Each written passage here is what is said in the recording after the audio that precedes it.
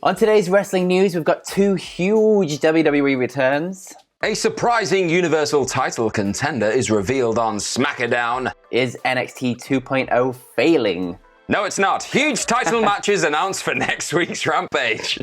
Are you ready? Are you ready for the news time? Yes, my name is Phil Chambers and I'm joined by Gareth Morgan.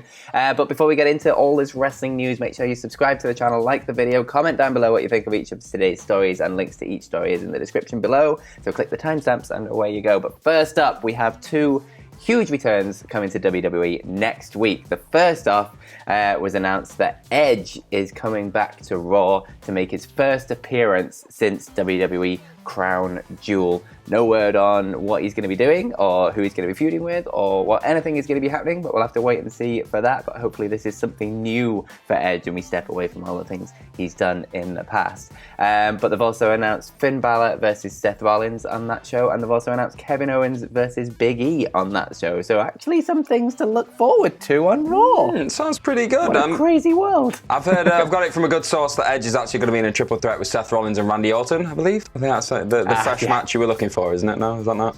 Fair. And then they're going to build that to a WrestleMania match that's also a triple threat with those guys. Can't wait.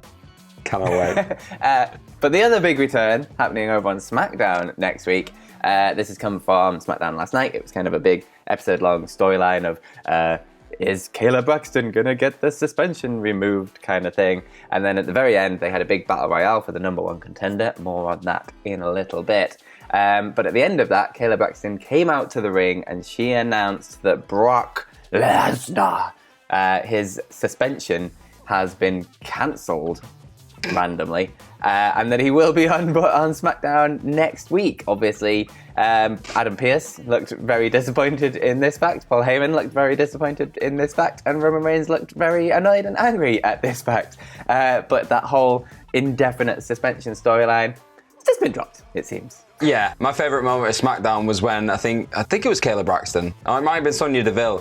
Was backstage having a conversation with Adam Pearce about like the suspension and everything else, and he just kind of looked off into the distance, and then they played a highlight package of everything that had happened with him and Lesnar, and then he kind of brought himself back, and I was like, wait, is his imagination like produced by the WWE editing team? It was madness. Yeah, so this is great. I mean, I feel sad that it may have overshadowed a moment we're going to talk about in a second, but it's great. I mean, you had the show ending with the crowd chanting "We want Brock," like deafening chants of "We want Brock." So it's evident that he's still massively the person that everyone's kind of turning up to see, and it's more drama added to that Roman Reigns Paul Heyman dynamic. It's great, but it's just such a detrimental thing to everyone else who's trying to climb themselves up towards the main event. We've seen that, so it's interesting, but I'm conflicted. But yeah, speaking of the dramatic conclusion to SmackDown, we had a huge battle royal to decide who was going to be Roman Reigns' next challenger for the Universal Championship. And the crowd went crazy, Phil, because we had this huge moment where Jeff Hardy, fresh off of his Broken Skull session thing that I watched last night and I loved it, he got this huge pop because he won the whole battle royal and everyone went crazy and it was great and it was like 2009 all over again. And then Sami Zayn suddenly remembered that he was still in the match. He'd like snuck out the ring at some point and he came out and he dumped Jeff Hardy out the ring to the sound of just emphatic boos around this arena, which is crazy in my mind because, he's not Jeff Hardy. We love Jeff Hardy. That's a thing. Sami Zayn's the big heel. Yeah, cool. But just taking yourself away from this for a second, Sami Zayn is number one contender for the Universal Championship and people booed. I mean, what a world we're living in. It's crazy. And then obviously he had all the thunder taken away from this moment because Kayla Braxton suddenly got in the ring and started touching her ear and saying, oh my God, breaking news, Brock Lesnar is back. And Sami's face was a picture, Roman's face was a picture, my face was a picture, but Jeff Hardy's face was just pushing up against the floor because he'd been dumped out of the ring and it broke my heart, Phil. Broke it. Fair.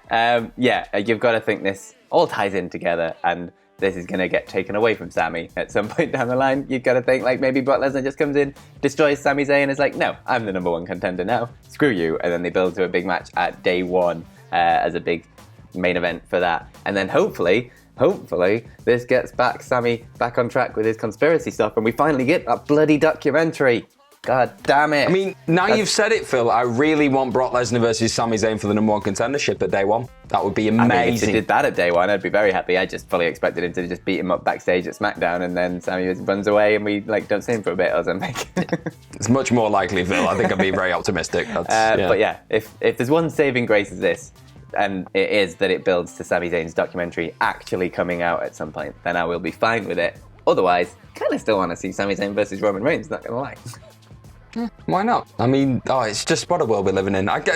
We can't gloss over the Jeff Hardy moment. I'm hoping this builds towards something where he's been beaten down, he gets all of his big opportunities taken away from him, and then he finally gets that last shot at the big time. I think he deserves it, man. Yeah. He needs it. And then it's him at WrestleMania in an upward spiral match. I got dizzy just reading about that match. If you don't know what the upward spiral match is, just treat yourself to there's like set passages of it on Twitter right now. Just go and read it. I literally got dizzy reading it. It was crazy. But moving on to NXT 2.0. This is, WWE's new version of NXT, obviously, kind of trying to attract a younger crowd, a newer crowd, something a bit different to what NXT was doing in the past. And they've had 11 shows of this. This is all coming from Dave Meltzer in the Wrestling Observer newsletter, by the way.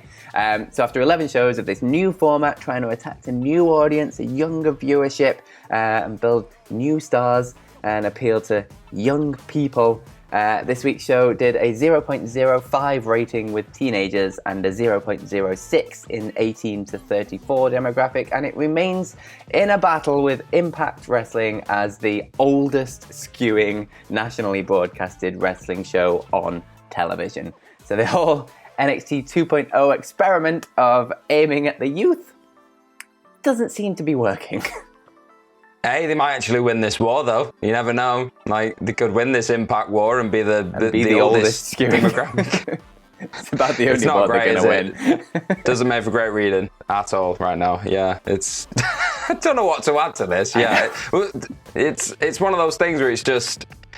Yeah, you can see that from watching the show. It's just that a lot of the experiments aren't working right now, and anything that the people behind the show assume that the youth are going to enjoy, they don't, because they're very much out of touch and there's no ute in the back actually trying to make the show. So it's just a hilarious experiment. It's a car crash every week. It's great to watch.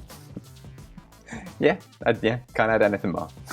No, that's literally it. I have to write about it every week. I don't want to talk about it as well. It's an awful lot. It's an awful lot. But go and check out the article on WhatCulture.com, because it definitely makes for as excitable reading as the show does watching, if that makes any sense. Yes. So, moving on, we've got some title matches, some big old title matches that were announced on Rampage, or during Rampage, or just after Rampage. It was all around Rampage last night. So, we've got a massive tag team championship match between FTR and the Lucha Brothers. Obviously, they've had their long-spanning rivalry. It's stemmed all the way through Full Gear and the rest of it. But this looks like it could be the closest thing to a blow-off of this feud right now, because it's going to be a 2 out of 3 falls match for the AEW World Tag Team Championship. And if you know anything about FTR, you know that these boys love a good 2 out of 3 falls match. Go and look at all their incredible takeover matches. Recently, I think it was like the 5-year anniversary of DIY versus The Revival, which is unbelievable. That time has gone this quickly, Phil. I don't like it. It breaks my heart, my soul. I don't know if that one was 2 out of 3 falls.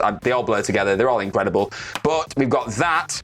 And on top of this, on next week's Rampage, we're going to have Sammy Guevara taking on Tony Nese for the TNT Championship. And then backstage last night, Tony was there saying, I've been scouting everyone. I've been doing what other people should have been doing before they just jumped into an invitational match with Sammy Guevara. I've been looking at the competition and how to take down Sammy. Sammy popped up, he was really hot, and he punched him in the face. So, yeah, that's how we prepare for that match. Give him a little bit of a cheap shot to the mug. And then we've also had some matches announced for Dynamite. And obviously, Rampage and Dynamite are both going to be going down in the Gas South Arena in Atlanta. The Gas South Arena. That sounded like Daffy Duck there for a minute. That was incredible. We've got that going down. So, Cody Rhodes is going to be taking on Andrade El Idolo in an Atlanta street fight. That's why I mentioned where we were, because that's what they're doing. They're going to gimmick it to the place, because, the crowd's going to go crazy. And we've got Chris Statlander taking on Ruby Soho in the quarterfinals of the TBS Women's Title Tournament. Bryan Danielson's going to be taking on Alan Angels in his quest to take down everyone from the Dark Order in their hometowns, because he's just that kind of bastard. And the Gun Club are going to be taking on Sting and Darby Allin. So we're going to get a payoff pretty quickly to the whole, like Darby wipes out somebody on the stage like he was owing him money, which was incredible. If you watched that on Dynamite, that was a hell of a tackle. That's what's going down on AEW over the next 7 days. And yeah, they got my money, even though they don't need my money because it's television, but I'm going to be there. Yeah, absolutely. Some interesting days coming up for wrestling.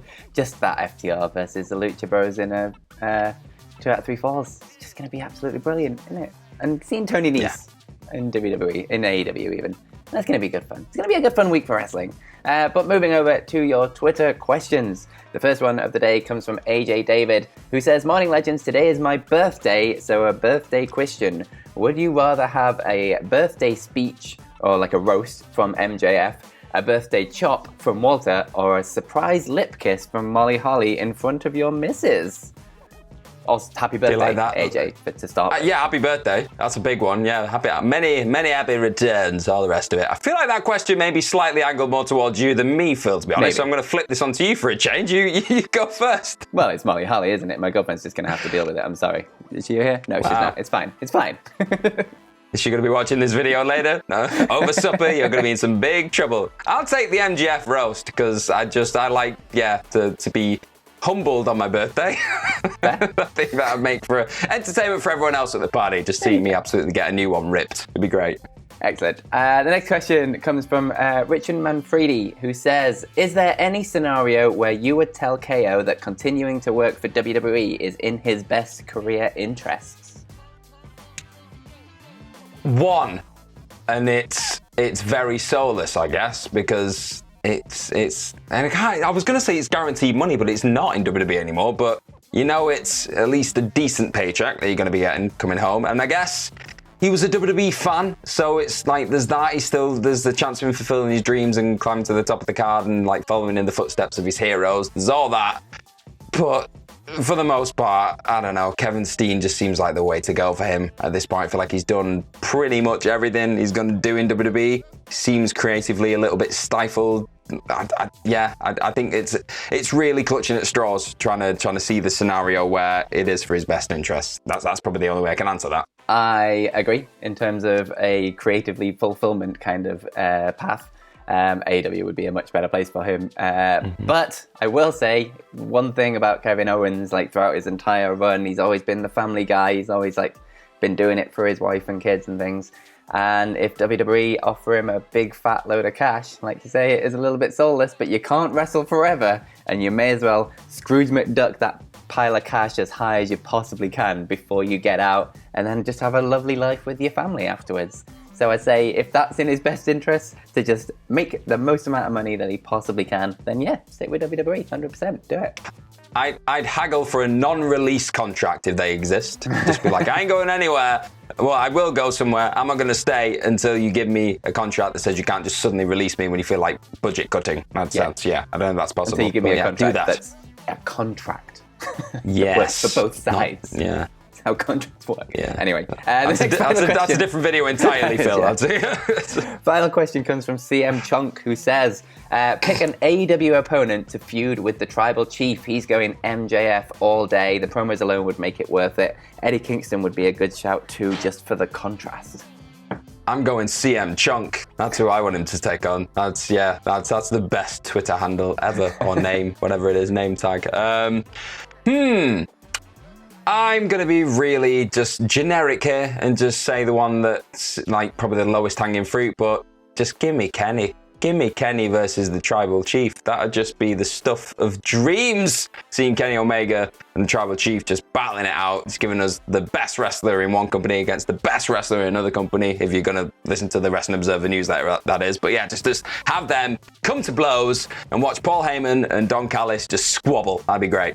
Fair. Yeah, you can't really argue with that. I'm going to go with Marco Stunt because, of course, like, why wouldn't you want to see Roman Reigns going up against Marco Stunt? It'd be amazing. But if you want an actual serious answer, I'd probably go with Hangman Page just because I think the sort of pure AEW energy of Hangman Page against the pure WWE energy of Roman Reigns and their kind of characters would mesh quite interestingly, and that's what I would go for. Yeah, I like that. That meshing sounds like it's right up my street, I've got to say. So there you go. That is today's wrestling news. Thank you very much for joining us. If you want to continue the conversation, you can do so over on Twitter. You can follow me at PhilMyChambers, and you can follow Gareth. at gmorgan04. And you can follow all of us at WhatCulture WWE. Like I say, make sure you subscribe to the channel, comment down below what you think of all of today's stories, and like the video too. It all very, very much does help. Watch more videos that are probably around my head right now, ups and downs, but SmackDown and Rampage are coming up very, very soon, so make sure you watch those as well. But most importantly, have yourselves a bloody good day. Bye.